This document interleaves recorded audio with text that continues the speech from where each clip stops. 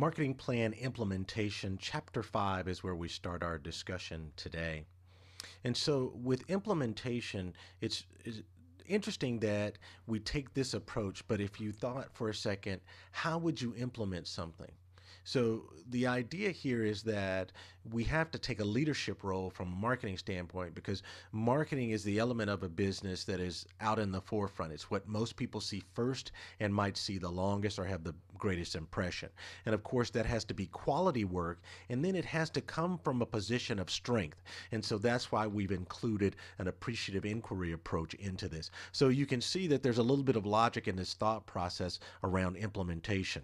So when we look at leadership first, it's defined by 5 key principles. Authenticity.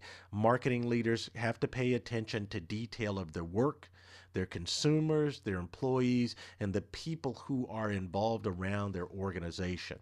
Awareness and being acutely in sync with the positive and negative activities surrounding them and their organization. Again, highly, highly important to marketers all over the world. Acknowledgement.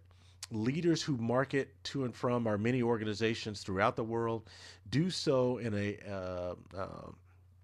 environment that has to recognize the work that's being submitted by their frontline employees. So let's say, for example, you have a product that you are marketing and you have people that are on the phones taking orders or doing customer service or providing technical support.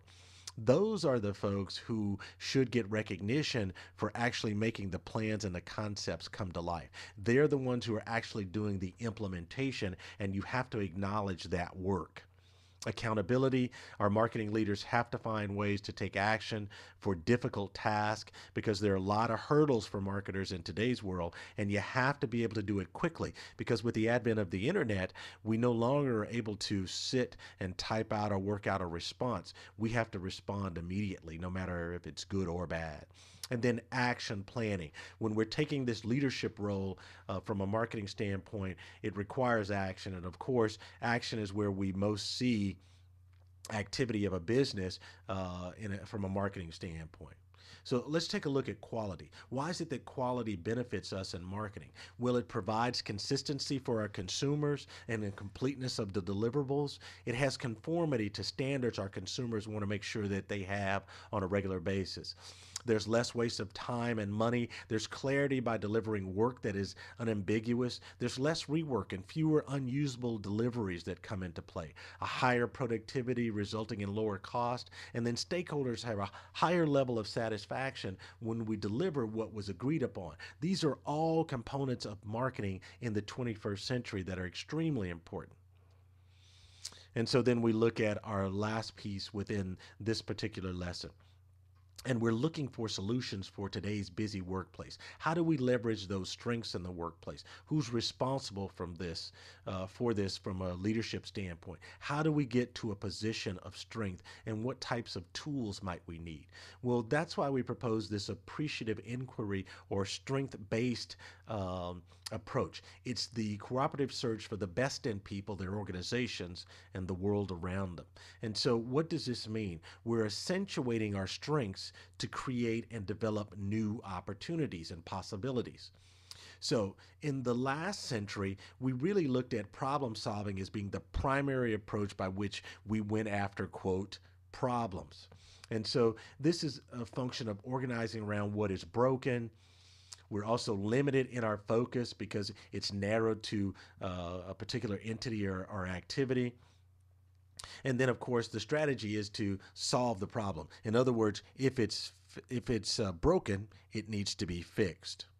Now, when you go into this century and you look at an appreciative approach, we actually organize around what is working.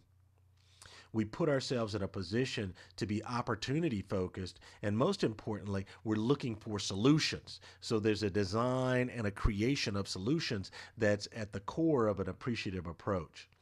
So what are the steps toward working in this appreciative approach? Well, what we focus on is our reality.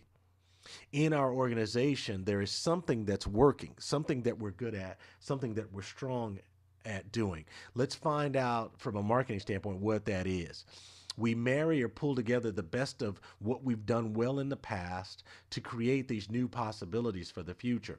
And then we learn to anticipate and describe a new reality in what it is that we're doing. So, why is this important to today's marketing effort? Well, it's because we're going to ask questions, and these questions put us in a position to be a positive influence to not only our teams, but to consumers and to employees and stakeholders.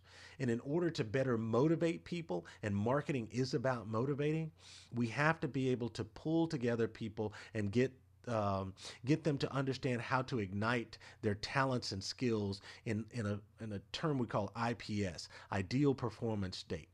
It's almost like looking at things from the standpoint of if you were to have a sports car, and let's say at less than 50 miles an hour, this sports car does extremely well with fuel efficiency. At greater than 50 miles an hour, this sports car does really well with speed. Well, what we want to do with IPS, the ideal performance state, is to get that speed at that 50 to 55 miles an hour that really allows us to optimize the talents and the skills of that particular car and get it to full ignition and sustainability over time. That's what we're looking to do when we're looking at appreciative inquiry. These connections that we can make really look at us building our primary asset, which is our people, and then the environment really fosters continuous improvement to create these positive cultures that we can operate within.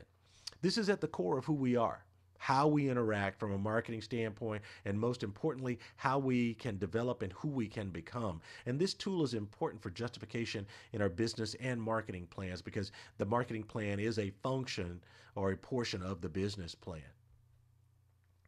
Here's some definitions that might be beneficial to you, taking a look at leadership, taking a look at quality, and then taking a look at appreciative inquiry.